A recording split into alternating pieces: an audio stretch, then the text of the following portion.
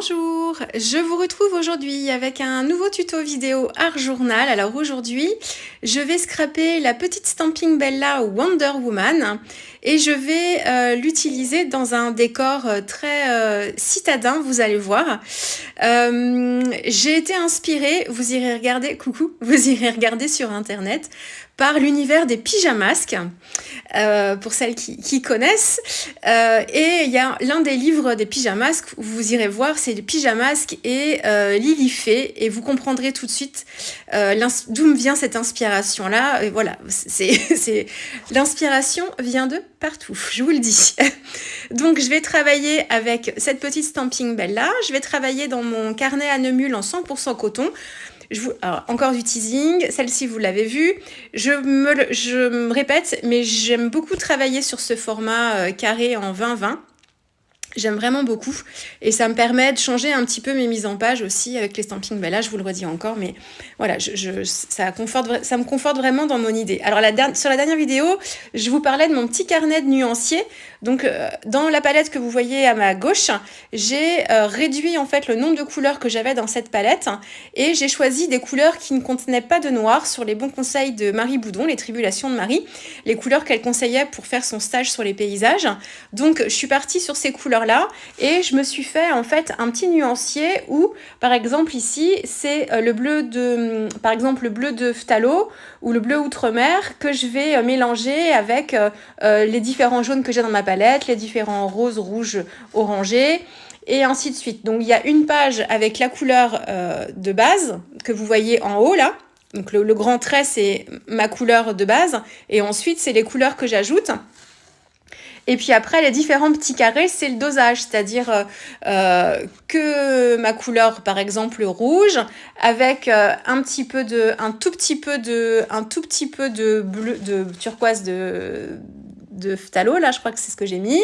Le troisième carré, c'est 50-50, et le dernier carré, en fait, c'est plus de bleu que de rouge, par exemple. Et ça m'a permis comme ça, donc j'avais très peu de couleurs, donc ça prend pas 3 plombes non plus, alors ça prend un petit peu de temps, mais c'est pas très très très long. Et ça m'a permis de repartir un petit peu sur des bonnes bases, sur mes mélanges et sur ce que ça me donne en fait quand je fais certains mélanges, et notamment quand je mélange une couleur avec sa complémentaire. Et ça m'a aidé après, vous allez voir, à trouver un petit peu le combo couleur pour la suite. Donc là, en fait, j'aime beaucoup chez Isaro une couleur qui s'appelle Bleu Boréal, qui est une couleur légèrement irisée, qui granule un peu et qui granule en poussant des pigments violets et des pigments bleus. Et là, donc, je l'ai reconstitué sur ma palette en mélangeant du bleu de phthalo ou du turquoise de phthalo même, je crois, avec le rouge vermillon, en ajustant tout ça et en rééquilibrant pour avoir ce côté gris violacé. Je vais appliquer une technique pour faire ma lune. Alors, j'ai fait un petit peu à ma sauce, mais vous savez, j'aime bien vous donner mes sources d'inspiration. Et on apprend toutes quelque part, tout, voilà, chacune et chacun. Et en fait, j'ai vu passer une réalisation de Marjoline. Je sais plus, je vous mettrai en incrustation son nom et surtout la vidéo qui m'a inspirée.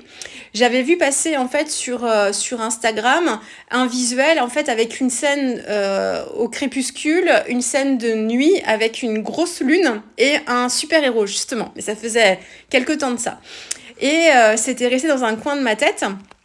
Et en fait, j'ai repris un petit peu les chaînes vidéo que je suivais et je suis retombée sur cette aquarelliste-là qui débute sa chaîne en fait vraiment, qui a très peu d'abonnés. D'ailleurs, si vous voulez aller y faire un tour, elle fait de super belles choses. Et en fait, elle montrait un tuto pour réaliser une certaine façon de faire les lunes. Moi, les lunes, je les travaille pas comme ça d'habitude, c'est pour ça que je vous parle d'elles. Je vais vous mettre moi aussi un tuto que j'ai fait avec une page d'Art Journal où je vous montre un petit peu comment je fais mes lunes. Là, c'est une autre technique pour créer une sorte de halo comme ça. Donc, je vais pas là, vous voyez un peu le process. Je vous encourage vraiment à aller voir cette vidéo. Voilà, c'est elle c'est vraiment en la regardant faire que j'ai eu l'idée de faire ce système-là. Après, je l'ai ajusté à ma sauce avec mon essuie-tout, de choses comme ça pour rééquilibrer tout ça. Mais la technique en elle-même, il faut vraiment aller voir sa petite vidéo. Donc, je vais pas vous en dire plus là-dessus. Je travaille sur un papier en 100% coton. Ça me permet de faire ce genre de choses. C'est pas du 100% de très très grande qualité dans les carnets, alors que ce soit... C'est pas spécialement les carnets à nœud mule, mais c'est du papier qui fait 250 grammes. Ça, j'ai cru voir l'information quelque part. Donc, il va faire des auréoles un peu. On peut travailler dans l'humide, mais il faut faire attention quand même. Donc, si vous voulez appliquer cette technique-là, je vous conseille, et de la faire dans un carnet après, surtout si vous avez en plus un carnet cellulose, et je vous le conseille de faire sur un papier cellulose la technique pour voir si ça se passe bien, si vous arrivez à maîtriser le geste et si le résultat vous plaît bien. Et seulement après, vous pourrez le faire dans votre carnet cellulose, c'est que vous serez capable en fait de bien apprécier l'effusion et les auréoles que vous pourrez obtenir. Pourquoi je vous dis ça, c'est que quand on travaille dans un carnet, on n'a pas trop le droit à l'erreur. C'est-à-dire qu'une fois que la page est faite, à part si elle est ratée, à part coller la page à la page précédente, ce qui se fait très très bien aussi, plutôt que de déchirer, c'est un peu vexant. Alors que si on fait ça sur des pages volantes, à la limite, bon, c'est un petit peu moins frustrant. Donc c'est pour ça que je vous encourage à faire d'abord des essais sur un papier cellulose, et puis pour voir un petit peu ce que ça donne. L'essai sur papier 100% coton, il sera pas forcément très pertinent parce que le papier 100% coton que vous aurez, il sera de meilleure qualité que le papier du carnet à nœud mule parce que ce sera un papier plus épais, enfin plus fort en grammage. Et du coup, il y a plus de chances pour que vous réussissiez ça du premier coup et que sur le papier, dans le carnet, ce soit plus compliqué. Donc, testez sur du cellulose parce que si vous y arrivez sur du cellulose, vous y arriverez forcément sur le papier coton si vous faites aussi ça dans un carnet à nœud mule comme moi. Voilà pour la partie technique. J'ai pas pris de risque. Je voulais quelque chose de plutôt doux. En fait, on a donc un effet de lumière au centre apporté par la lune. Donc, il y a carrément le blanc au milieu, c'est le blanc du papier. Il n'y a pas de couleur. Et donc, du coup, c'est une pleine lune, une grosse lune qui éclaire beaucoup. Vraiment, comme les soirs de pleine lune, on a une lumière assez importante. Donc, j'ai pas voulu trop assombrir en fait de chaque côté puisque la lune prend une grosse partie dans ma scène. Donc, j'ai pas voulu prendre le risque d'assombrir de chaque côté et j'ai pas voulu non plus assombrir au niveau du toit des maisons. J'ai pas pris de risque en fait. J'avais travaillé un petit peu l'intensité en remettant une petite couche tant que c'était humide, en gérant bien en fait la quantité d'eau, mais voilà, j'ai pas pris de risque là-dessus. Un petit mot sur les pinceaux. Bon, là, vous voyez un black velvet pour travailler les maisons et les détails. Juste avant, pour faire mon fond, j'ai utilisé un pinceau à la vie. Alors, pourquoi ? C'est parce que la question des pinceaux, c'est une question qui revient très, très souvent. Et là, j'ai pris le temps, j'ai quelques jours de vacances, j'ai pris le temps de mettre à jour sur toutes les questions que j'avais dans les commentaires. Pardon pour mon délai de réponse, mais... je travaille, donc c'est pas forcément facile tout le temps de pouvoir vous répondre du tac au tac. Et une question qui revient le plus souvent, c'est quoi le pinceau que tu as utilisé pour cette vidéo ? C'est quoi la taille ? C'est quoi, voilà. Alors, j'ai plein de pinceaux différents, donc j'en change. J'aime bien les tester, voilà. J'ai le choix, donc je me sers de ce que j'ai, voilà. Mais la base pour un fond, c'est d'un pinceau à la vie. Donc si vous débutez, si vous n'avez pas forcément encore beaucoup de matériel, ce qui est tout à fait normal, et il n'est pas nécessaire d'en avoir beaucoup pour bien travailler, la base en aquarelle, c'est d'avoir un pinceau à la vie. Donc c'est un pinceau souple qui retient énormément d'eau. Donc là, vous referez marche arrière, j'ai repris les pinceaux que j'utilisais quand j'ai commencé l'aquarelle, donc ce sont des Raphaël. Ici, ce sont des poils naturels, mais vous avez en version soft aqua les mêmes pinceaux en poils synthétiques qui sont très très très bien. La taille que j'ai utilisée pour mon fond est une taille qui n'est pas très grosse, c'est-à-dire en numéro. Ça aussi, il faut que vous sachiez que le numéro n'est pas forcément une indication sur la taille des poils. C'est une indication quand on prend une même gamme. Chez Raphaël, dans les pinceaux à la vie, la taille 0 est déjà très grosse. Il faut quelquefois le double 0 ou le triple 0 pour aller dans des choses plus fines. Le 0 est déjà très gros, après plus ça va, plus on augmente, mais moi là j'ai dû utiliser je pense une taille 0 ou peut-être la taille du dessus, mais vraiment pas trop gros. Donc c'est juste pour vous dire que ces histoires de pinceaux, alors je comprends que vous soyez intéressé par les pinceaux que j'utilise, surtout quand vous voyez que c'est un pinceau que j'utilise pas d'habitude. Mais vraiment, dans la base à l'aquarelle, c'est vraiment le pinceau à la vie pour faire les fonds et un pinceau plus fin avec des poils un petit peu plus nerveux et des pointes plus fines pour travailler en fait plus les mises en couleur de tampons, par exemple. Et là encore, on n'est pas toutes pareilles, je vais vous en reparler un petit peu après d'ailleurs de ça. Donc voilà pour le fond, j'ai travaillé les maisons avec les mêmes mélanges que pour mon ciel. J'ai travaillé les ombres de façon à travailler la partie centrale claire et tout ce qui est à droite, tout ce qui est à gauche plus foncé. On a ce halo de lumière qui descend au niveau du centre. Donc en fait, ça va éclairer de chaque côté à droite et à gauche et les extérieurs vont être beaucoup plus dans le noir en fait. Et en termes de couleurs pour les verts, je suis partie avec le fond de ma palette qui m'a servi à travailler en fait mon ciel. Et j'ai fait un mélange de bleu et de jaune pour avoir ce vert désaturé. Je le fais très dilué au début pour apporter une couleur douce. Et je refais des mélanges moins dilués pour travailler les contrastes et travailler dans un mélange moins dilué, donc plus intense, et travailler les ombres à ce moment-là. Pourquoi je fais ça? C'est parce que on est au crépuscule, là, on est au début de la nuit, là, la nuit est quand même tombée, donc le crépuscule, on est entre les deux quand même. Enfin, on est plus avancé dans la nuit. Et donc, en fait, vous savez, c'est la nuit, tous les chats sont gris, bah, c'est vraiment ça. C'est qu'en fait, toutes les couleurs sont désaturées la nuit. Il n'y a pas de couleur vive, sauf si c'est vraiment bien éclairé par un lampadaire, et encore. Donc en fait, systématiquement, je vais désaturer toutes mes couleurs. Donc je veux faire mes arbres verts, mais je ne vais pas utiliser un mélange de vert trop pétant puisqu'on est dans la nuit. Donc le vert de l'arbre, il sera pas jaune, on verra pas des reflets jaune lumière, on verra plutôt des choses désaturées. Donc systématiquement, je vais désaturer mes couleurs. Et comme j'ai déjà en fait un gris violacé qui m'a servi à travailler mon fond, j'ai déjà un peu l'équivalent de mon gris de pain. Et du coup, ça me permet de pouvoir travailler mes verts avec cette base-là pour désaturer mes verts. Les maisons, c'est un poil plus soutenu que le ciel, mais on est dans les mêmes couleurs. J'ai travaillé les maisons derrière un petit peu plus dans les gris, mais on est vraiment dans les mêmes couleurs. Je vous ai coupé la partie des nuages. Ce sont les nuages de Shoe and Flower parce que j'ai une vidéo tuto où j'ai utilisé la planche de tampon avec le nuage et le château qui n'est pas encore publiée mais que vous allez voir dans les prochaines semaines. Donc je vous expliquerai tout à ce moment-là parce que c'est la même technique et j'ai pas beaucoup changé. Donc voilà, donc je vais pas vous parler de ça maintenant puisque je vais en parler dans une autre vidéo. Ça me permet de pouvoir zapper ce passage-là et de vous parler de la mise en couleur. J'ai un peu moins accéléré pour celle-ci. Je vous le redis, j'ai fait un petit post sur Instagram d'ailleurs à ce sujet. Je vous le redis parce que j'ai eu des commentaires très gentils. Il n'y a pas aucun problème là-dessus. J'accepte la critique constructive, aucun problème. On m'a demandé si je pouvais faire des vidéos un petit peu moins accélérées, puisque quelquefois ça va très très vite. Ça peut donner le tournis à certaines, parce que c'est vrai que quelquefois quand je travaille sur des motifs qui demandent à ce que je bouge ma feuille dans tous les sens, du coup quand c'est très accéléré, ça tourne beaucoup et je peux le comprendre. Par contre, c'est très difficile pour moi de vous résumer en 20 minutes de vidéo plus de 3h30 de travail. Là, ici, j'ai mis ma vidéo, elle fait un peu plus de 3h30.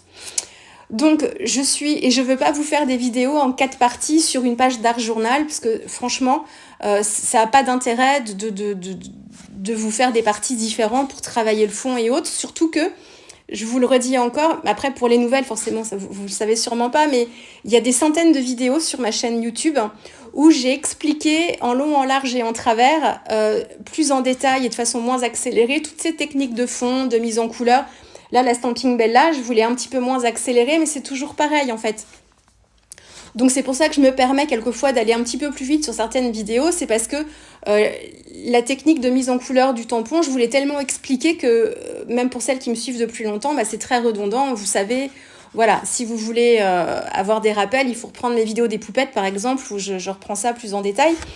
Donc voilà, donc c'est pour ça que mes vidéos, effectivement, elles sont assez accélérées et ce sont pas non plus des ateliers en ligne, c'est-à-dire que j'ai reçu des commentaires aussi où on me disait j'aime beaucoup ton travail, j'adore tes vidéos, c'est super, mais mon seul souci c'est que j'aimerais pouvoir travailler en même temps que toi, mais du coup ça va tellement vite que c'est pas possible. Ben oui, Oui, c'est sûr, c'est pas possible. Parce que, et puis mes commentaires sont souvent en décalage aussi, du coup.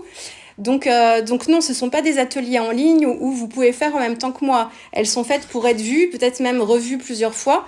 On peut les écouter comme des podcasts aussi. Quand je vous parle d'un sujet, je développe un sujet sur les couleurs comme sur la précédente vidéo.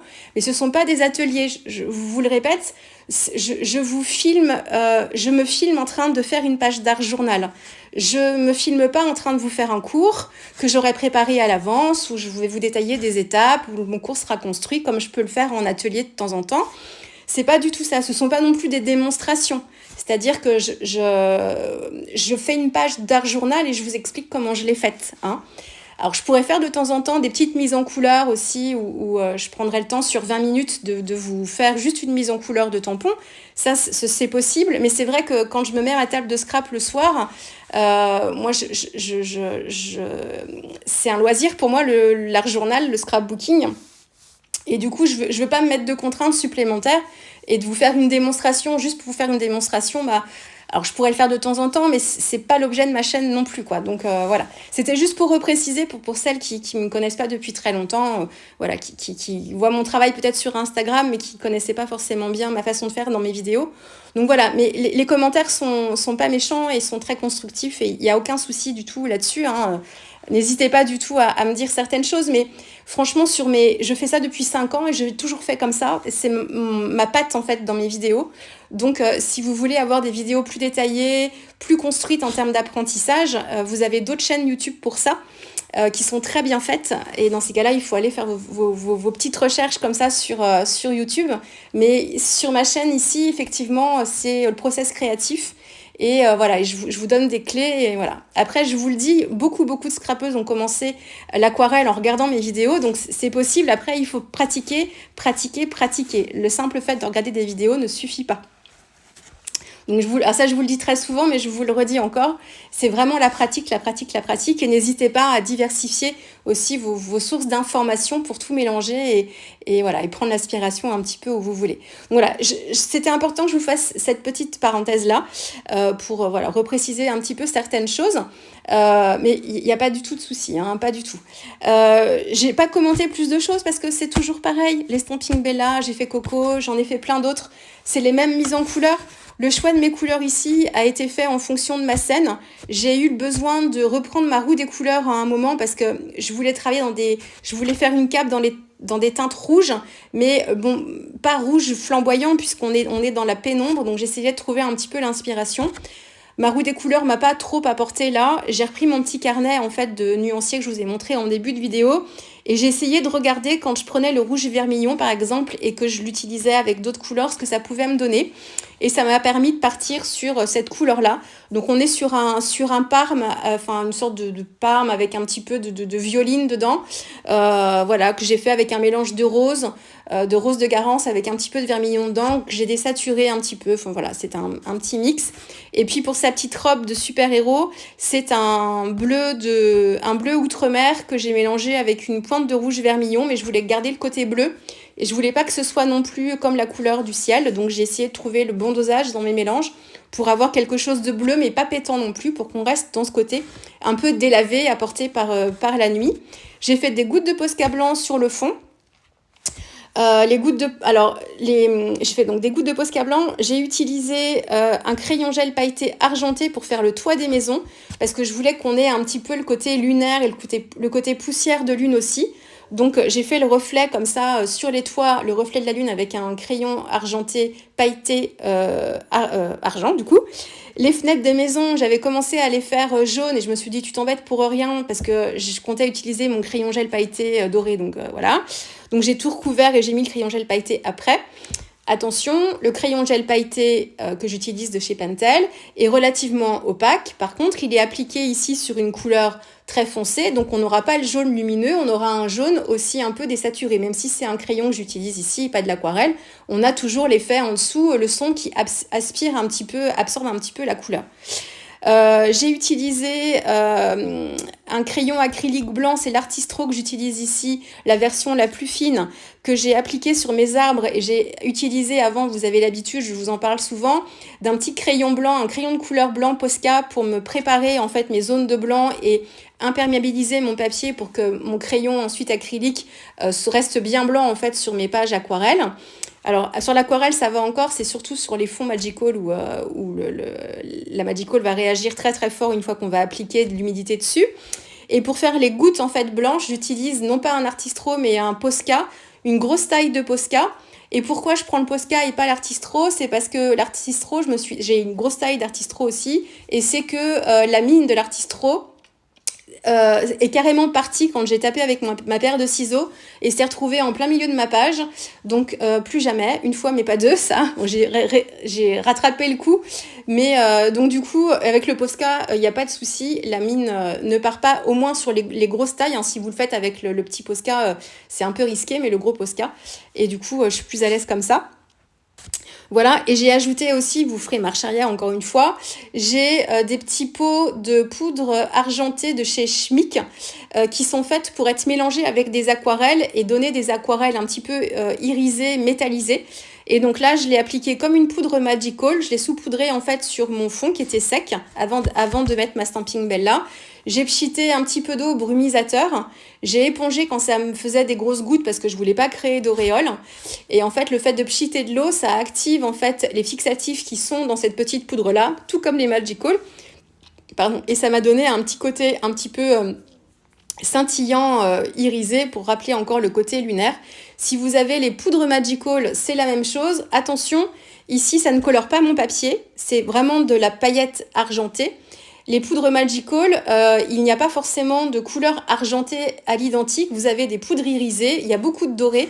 Mais la poudre argentée en tant que telle, avec que des pigments argentés, j'ai pas souvenir d'en avoir vu, surtout dans le set de Glitzy où on a plus un côté nacré, mais ça pourrait convenir quand même un petit peu, c'est assez subtil. Mais attention aux poudres grises argentées, puisque là, vous allez apporter de la couleur et vous allez gâcher votre travail. Ça va vous faire réagir les poudres et vous apporter de la couleur. Donc, il faut vraiment faire attention à ça. Testez avant sur une chute de papier pour être bien sûr. Voilà, mon titre, There is a little Wonder Woman in all of us. Effectivement, on est tous des super femmes. Je savais pas comment placer mon titre. C'est un tampon texte avec des phrases les unes sous les autres. Je les ai dissociées, détourées pour me faire des petites bandes, et je les ai collées en bas de page parce que je voulais pas alourdir en fait mon travail de mise en couleur de scénette. Et ensuite, pour faire le lien et qu'on se demande pas pourquoi j'ai un titre en bas comme ça posé sur nulle part, j'ai fait un cadre en fait noir tout autour de ma page qui vient en fait intégrer le titre à mon fond de page. Je l'avais fait pour une page Doudou sorcier dans un autre carnet à Neumul en 100% coton. J'avais mis le titre en bas et j'avais fait le tour comme ça avec un trait de crayon noir. On était dans les mêmes couleurs à peu près d'ailleurs. Donc voilà, je pense que j'ai fait le tour de ce que je voulais vous dire. J'espère que ce petit tuto vous aura plu. Donc n'hésitez pas à le regarder une deuxième fois, à mettre sans son. On m'a signalé aussi sur Instagram qu'il était possible d'agrandir aussi, vous savez, en commentaire YouTube, d'agrandir en fait directement sur YouTube, vous faire des zooms pour voir des détails. Vous pouvez aussi faire défiler la petite barre en bas et permettre de ralentir un petit peu aussi la diffusion. Voilà, donc n'hésitez pas à utiliser tous ces petits moyens-là. Et puis voilà, moi je fais mon maximum, vous savez, de toute façon, mais je peux pas changer ma façon de faire non plus. Sinon, ça me prendrait beaucoup plus de temps que ce que ça me prend maintenant. Et voilà, et j'ai pas envie de passer plus de temps que ça sur mes montages vidéo. Donc ça va continuer à être comme ça, malheureusement, pour celles qui voulaient un petit peu moins accélérer. Mais bon, je vais essayer d'en faire de temps en temps quand même un petit peu. Voilà, je vous laisse avec la dernière photo. Et puis on se retrouve très vite avec une prochaine vidéo. Allez, au revoir.